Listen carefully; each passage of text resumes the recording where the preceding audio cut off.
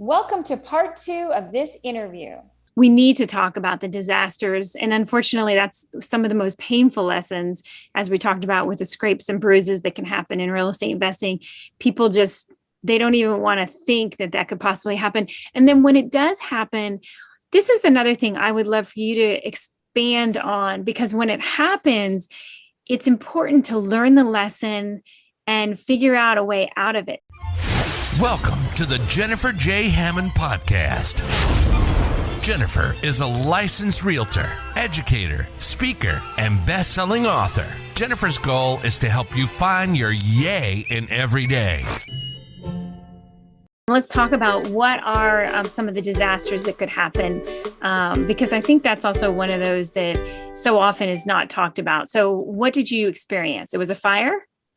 I had a couple of fires. One was I was selling a property, a two-family, a multifamily to another investor. Okay, everything went fine for a few years. After 3 years, I dropped the insurance. He evicted somebody, and she burned the place down.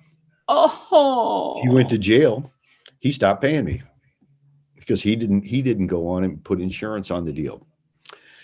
That's a big problem. I keep insurance on everything now. Okay, and yeah. I've had some other problems too like that, but that's just, I require my buyers also to have insurance now too. And I'm an additional insured the way I do it. Even though I keep my own insurance, I find out who they have. And then I have the agent or the broker send me confirmation, even on renewals. I make sure they keep their stuff up to date.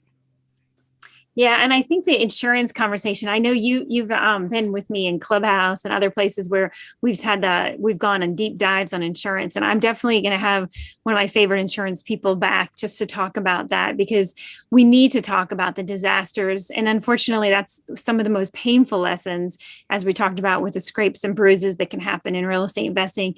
People just, they don't even want to think that that could possibly happen. And then when it does happen, this is another thing I would love for you to expand on, because when it happens, it's important to learn the lesson and figure out a way out of it. So often, people have, we call it sometimes the ostrich of hiding their head and just not even wanting to confront it. It's like the worst thing ever in their mind of, oh my gosh, this is so terrible that I'll never want to be a real estate investor ever again because this disaster happened and blah, blah, blah. So I think it's really important to figure out how you're going to get back up when you've fallen down and you've skinned your knees and you've had a bad experience. So I know you said now you have it's almost like you've created a new policy, a new one for yourself, for your own business. And that's what I mean by policy, meaning that now you have insurance on every single property. Mm-hmm. But what did you do, and how did you move through that confusion, that chaos? When it happens, it's just shocking. And then how do you get to the other side of it where you're like, okay, I can still do this. I just have to do it a little bit differently now, right? Well, you do. You have to see what you have. What do you have to work with? I mean, it's just, one of the stories that I get into a little bit is I bought a property for back taxes a few years ago, and it had two houses on one, and it had 6 lots. Okay, I was going to go ahead and tear down one of the houses and rebuild the other one. I had my contractors look at it, and we were all set to do that. I was down in Florida on the beach, okay, over the holidays. I used to go to Paso Grill all the time every year for, some 2 months or 3 months sometimes. I get a call from the sheriff, okay? And I'm sitting on the beach. He goes, yeah. He goes, do you own this house? And blah, blah. I said, yeah. He goes, well, we had an arsonist got in there and burned it down. It was cold out. It was around the holidays, and he got in there, started a fire, and I guess it got carried away. Well, we didn't have insurance on. That was the house I was going to fix, not the one we were going to tear down. Mm-hmm. Okay. So what do? I didn't have insurance on it. Lesson learned. I learned now you can buy builder's risk insurance. There's an insurance they sell that just insures it for liability and whatever the potential is for the house. I could have got everything covered for about $800. I didn't know that. Okay, I learned that. Since then, I've bought builder's insurance a lot. Never used it. Hope I never do. Okay, but that's something I didn't know about. So what we had to end up doing, what do you do with a failed deal? Okay, instead of making $60,000 like I was going to on the one house and selling it, just like it was, tearing the one down, I had nothing. I had a burned down house I had to deal with now. I split that up. and I ended up selling the lots separately. I took the one house that was that we were going to tear down. I left it and I sold it with two lots. It was on a double lot because it was right in between. The lady made a chicken coop out of it that bought it. And she loves it. I went down there not too long ago because I was looking at some other properties and I just happened to drive by. She loved it. In fact, I thought it was a joke, Jennifer. When she first sent me an email, she said, she goes, does the area allow free range chickens? And I said, I said, but the free range neighbor dogs might like your free range chickens. I don't know. I thought it was a joke. She was serious. So, Oh my gosh. yeah. So she went down there and she's one of them I owner financed on. They gave me, actually, I made way more than enough money on that property to pay for everything I've already done. But I had 4.5 other lots, and I'm still getting payments on these other ones too. And I still own 2 of them out. I'm thinking about, and that's the ones with the burned down house, the 2 lots. I'm thinking about keeping that just for a memento now, because it's been sitting there. It's like, what the heck, So, but there's so many things. You just have to take what you got. And that was one of the things too, is because the way these lots were, that's the other thing that I learned. I told you before where I took the 4 and put them together and made one nice property. These on the legal description were all separate lot. And I don't remember the numbers, but let's say lot 28, 51, 52, 53, 54, and like that. I can split those without any engineering or without any surveys. The legal description's already there for me. All I have to do is separate the deeds, and I can sell them separately. So that's what I ended up doing on those. Well, and that's one of the things that also I feel is so important, is to look at real estate through new eyes and from different viewpoints. I mean, number one, free range chickens, as you just said, you thought that was a joke. Like, who was really? Because again, that was just, it wasn't something you had ever thought about before. And I think, to me, that's one of the reasons that I love real estate so much, is because you really can constantly recreate it and constantly find something new or discover something new about it. Like how people, I know one of the things I had early in my career was I started working with a lot of people that work for different car companies. And what I found is that they have, I would say, a hobby. Some of them have a full out obsession with cars. And so one of the big things for them was at least a 4 to a 6 car garage. And I was like, well, that's not really going to happen. So then again, what they needed was a property that, again, didn't have to be with where they lived. It could be one that they went to visit, just like the chickens, the free range chickens. It could be somewhere else, but all it needed to have was a big enough barn or garage or whatever it was that was going to house all of these cars, because that was their hobby. They wanted to go work on them and play with them and stuff like that. And I think that we all need to think about real estate just has so many different potential uses.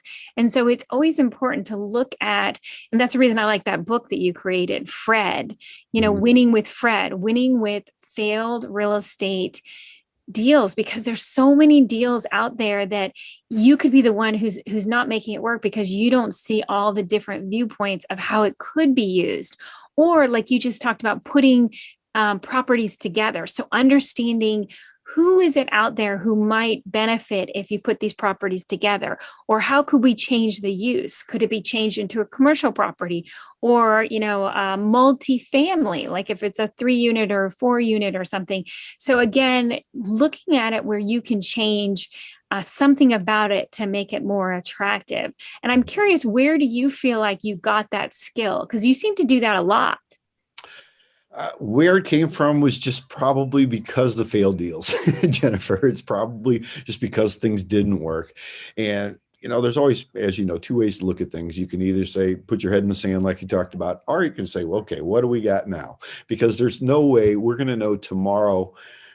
We can plan the best we can, but there's no way we're going to know tomorrow what's really going to happen. I mean, anything's possible, especially in real estate. Like you said, there's never a dull moment. I don't care if you do the same thing every day, you're going to come across variations. And just in my experience, every time I thought that I seen everything, something else will come along. So just be prepared, be open.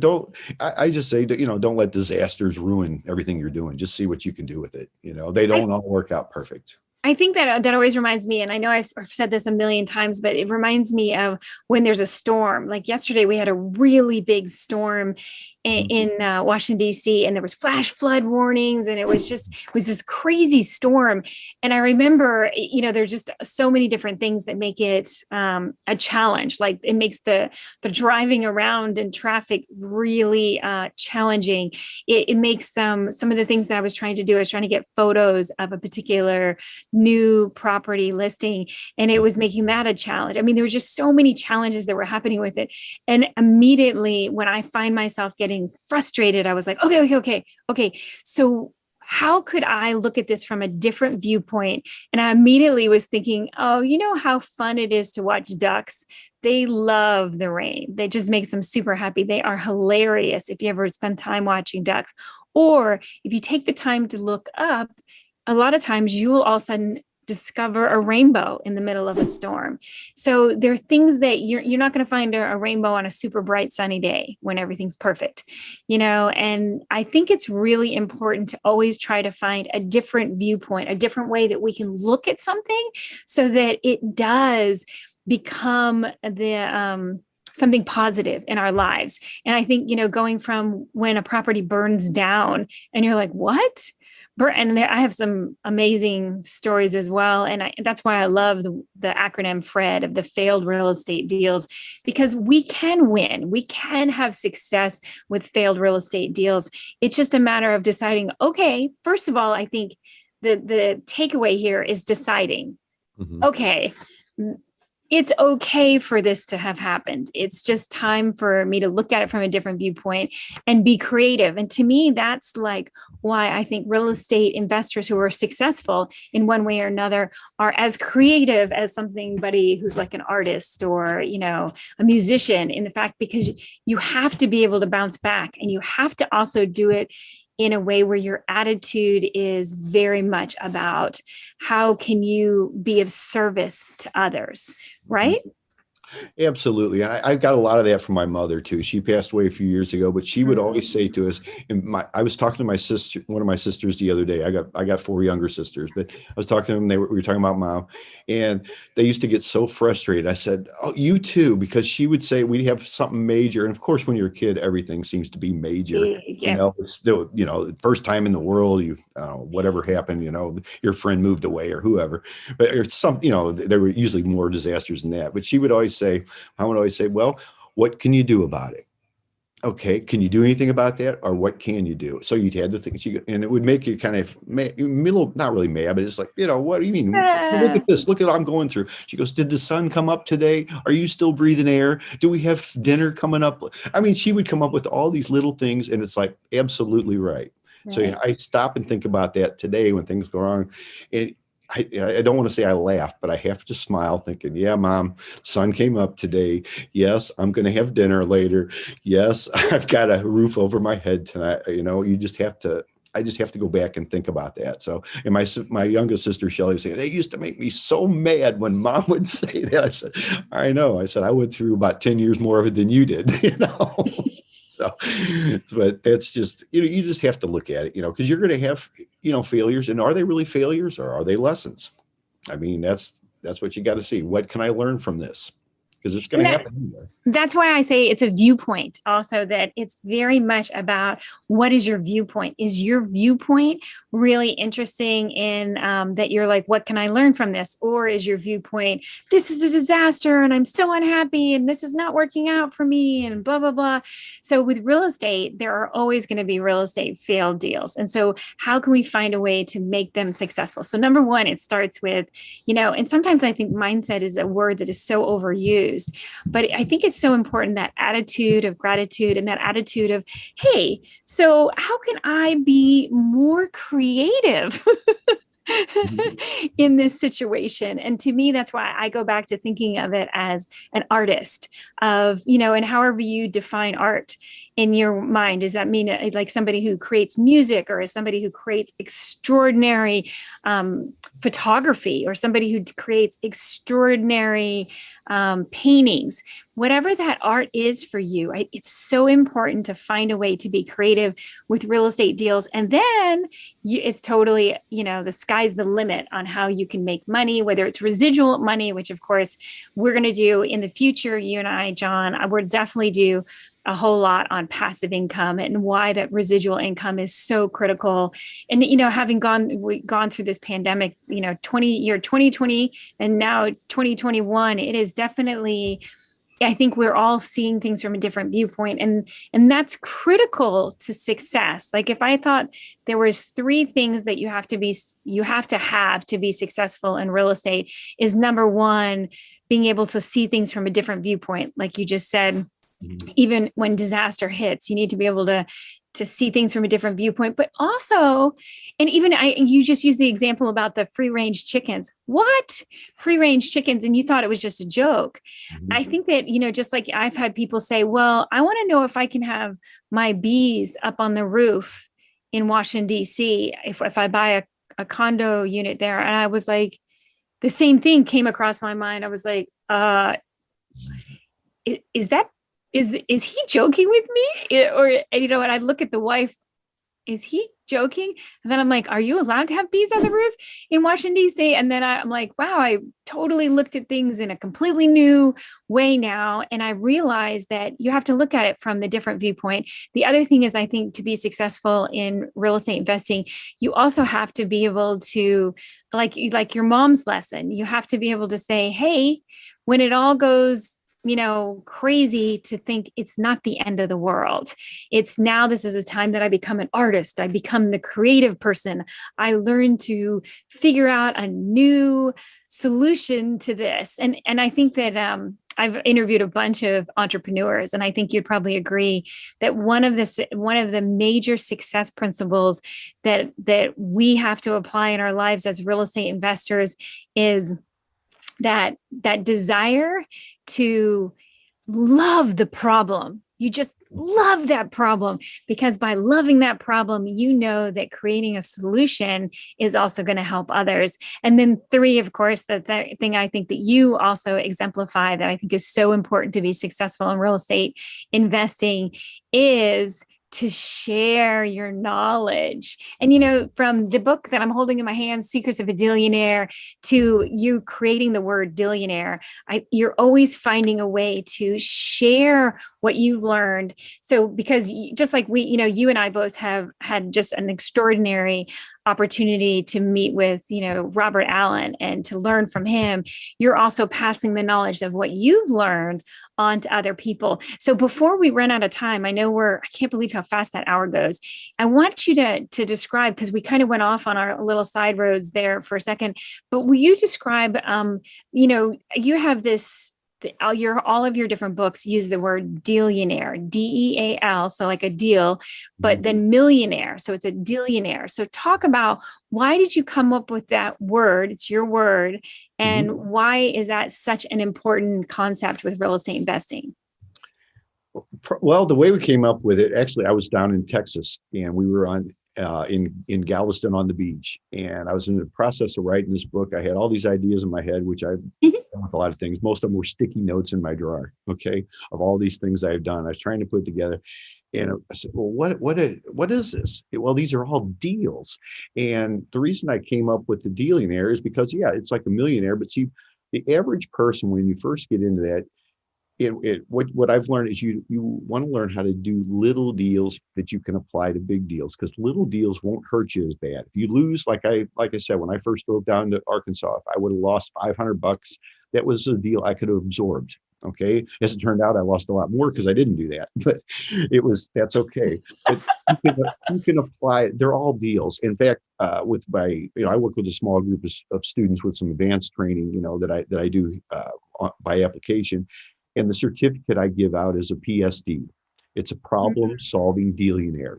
And the whole idea of my 4-week course is to teach them how to solve problems, how to take the things that don't work, how to split the properties, how to put them back together, how to find the properties, what to do with them, and how how we do the financing of them. It's all part of the deal. It's all part of being a dealionaire. So it's just, I like to use the word deal because million sounds too big for a lot of people, especially when they first get in there. But a deal, you can do a $200 deal. You can do a $2,000 deal. I don't care who you are. You're going to be able to figure out how to come up with that money if that's really what you want to do.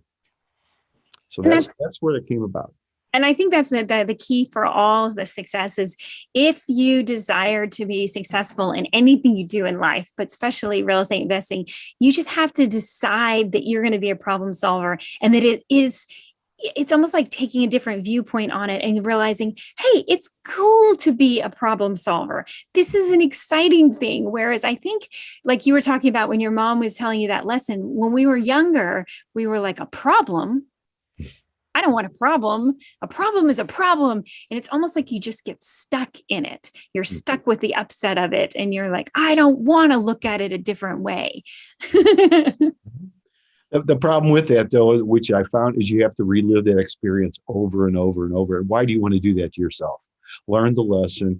Okay, let's do something about it. Let's not relive that. Okay, let's go on to a different challenge next time, whatever that might be. Let's not relive that one. Okay, I learned. What can I do about it? Let's do something about it. Or we can't. Sometimes you just can't, and you move on.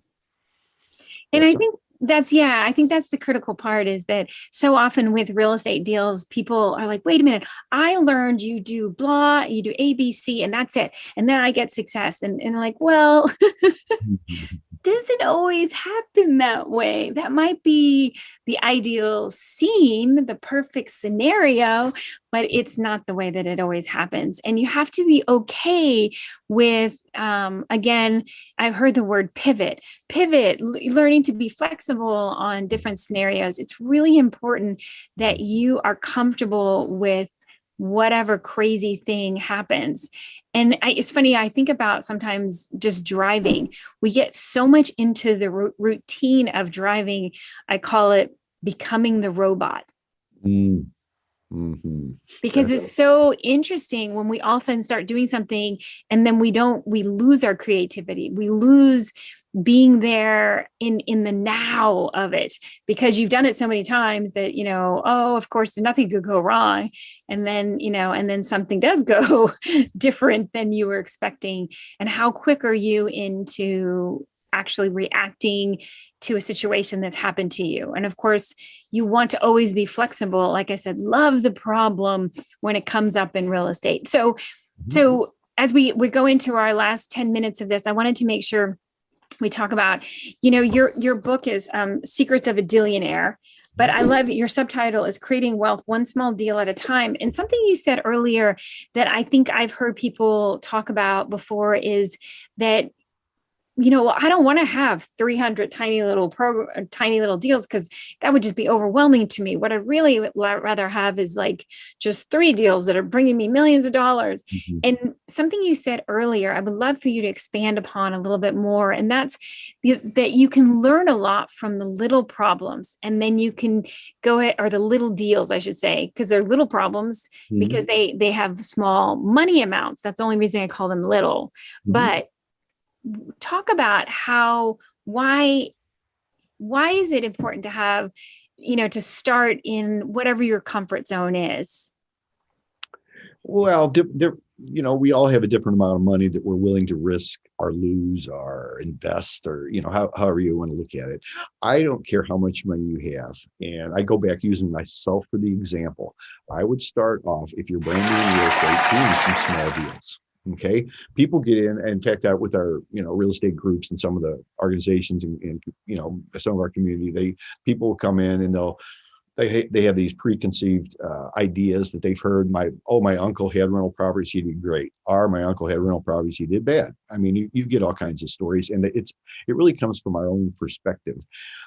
I like using the little deals because I can show you how to do this. I'll show you where to find them, how to design them, and then what to do with them, how to sell them. Okay. And the way I do it. Now, you're going to take what you learn from me, but you're going to make it your own style anyway. We all do that. We've all had, had mentors and teachers we've learned from, but then we kind of customize it to make it our own. You're going to do the same thing. If you learn anything from me, but I want to show you the little deals. Now you can scale those up. I use the same principles, the same techniques that I've gotten from other people and kind of sorted and separated and made my own. I use the same thing that I teach you in my own everyday life in my deals. My horse farm, which I rented several times, and it went okay. But see, the problem with renters, I don't care if you have a management team or not, there's things that come up. They are empty. one of the things that used to bother me with like the spreadsheets is they'd show like a 10% vacancy rate, and that's what it's going to cost you every year. All it takes is your house being empty for 30 days and a bad person comes in, steals your air conditioner, rips out the copper, there's a lot of things that happen. That 10% turns into maybe 150% of what you would get that year, and or even longer. Sometimes you don't get your money back for several years. That's one of the problems that you have with a lot of that kind of stuff. But if you have the kind of disasters with small deals, you'll kind of know, at least have the attitude to deal with this, with the larger ones when they come around, and possibly avoid most of the problems that you could have. And that's what I've learned for myself. And I like to pass that on. And I think it's funny. I know a lot of people who like to go to Vegas and like to gamble, and they say, I bring $100 bill and that's what I am willing to lose. And I think that's the same kind of idea is, with the small deals, it's a perfect way to really understand different things that can happen and how to be successful. And you just keep fine tuning your skills till you get to a point where, it's $100,000 that you don't care that if you lose, because you have so much, you have an abundance, and then you can, play in a bigger arena or a bigger game. I think the one thing that is really important, and I've learned this and relearned this, and I think you would say the same thing, is it's so important to practice the basics of whatever you do and do it over and over and over again until you really, and I shouldn't say ever stop. You should always go back and practice the basics. And I used to love that quote. There's a really famous coach, you probably know his name. Was it Vince Lombardi, who would start and he would hold up his hand and say, "This is a football," as he would start, when they would start the training camps. And I thought, what an interesting concept to just always start with the basics. And remember, whether it's an athlete, whoever it is that you've probably admired in your life, they probably took the time to master the basics of whatever they're learning. And that's something that is so important to whatever you do, is to master the basics of it, right? Absolutely. In fact, that reminds me of, I believe it was Bruce Lee that said that he's not as afraid of, and I don't remember the quote exactly, but he's not afraid to fight the guy who's practiced 10,000 moves, but he's more concerned about the guy who's practiced one move 10,000 times. And that, by doing the basics, that's what I go back to all the time, because every time, like you said, Jennifer, I veer off a little bit. It doesn't take much, because I already know what I'm doing pretty much. I mean, things come up, but every time I do that, just a little bit, give a variance on anything that I do, it doesn't work every time. So just don't do it. Stick with the basics. But the little deals, all you're doing with bigger deals is adding zeros. It's no different. It's just different people involved and different zeros. We all have the same mindset. Overall, we all think the same way. We're all people. I don't care where you're at in the world. My experience is you just might speak a different language, but we all have the same wants, desires, needs. And we all want to do good for the most part. I believe that. Yeah. Well, I know for those of you who've listened all the way to the end, remember, I know there's always a gift, and we should have said more in the beginning, but you had said to them that if they're interested in a free copy of your book, you'll give them a PDF copy. So a digital copy of their book. So how do they get that from you? Yeah, if you want a copy of Secrets to Winning with Fred right here, just send me an email to dealionaire@gmail.com. That's probably the easiest way. Or I can respond to you, Jennifer, and you can put my email in there if you'd like. Yeah, I'm happy to do it. Yeah. No obligation. I got some other free things I'll send you to, but just so you can get an idea of what we do. And I think it's so important that people just get started. And so sometimes it's important. I think it's important to start with whatever your education, whether that you want to read a book, whether you listen to audio tapes, whether you're listening to us in Clubhouse or on YouTube or on Facebook, or however you're listening, whatever you like to consume that education. It's just important to continue to keep educating yourself, continue to keep learning. It's so powerful. So thedealionaire@gmail.com. I love that you have it up on the screen for people if you're watching us, thedealionaire@gmail.com. And then you have a website. Don't you have a website now, John? I do, thedealionaire.com. Yeah, feel free to go there. Yeah. Yeah. And there's all sorts of stuff up there as well. And John, every single week, I'm just so grateful that you are so passionate about helping others learn.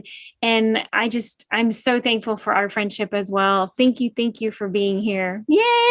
Thank you, Jennifer. I'm so glad you put this together. I always look forward to, in fact, I got up an extra hour early today, even though I didn't get much sleep, but it didn't matter.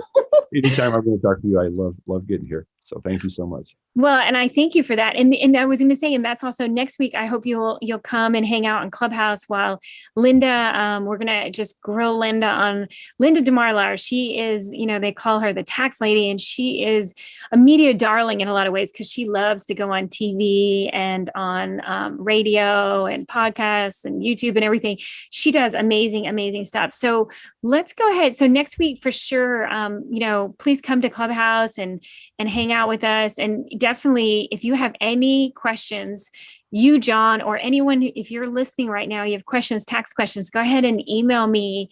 And I'm sure you can find, wherever you're watching this, you can find my email. It's not hard to find. I am Jennifer Hammond, as you probably know. And so, as you know, John, I'm famous for the yay. And so, as you know, John, I'm famous for the yay. So I want to make sure as we go off air, that you say, is your grandson, is he around? Is Danny in here? We can get him to say yay as well. It's so fun. What, can you come here for a minute? We can get everybody to say yay. Let's see. He's The yays are so fun.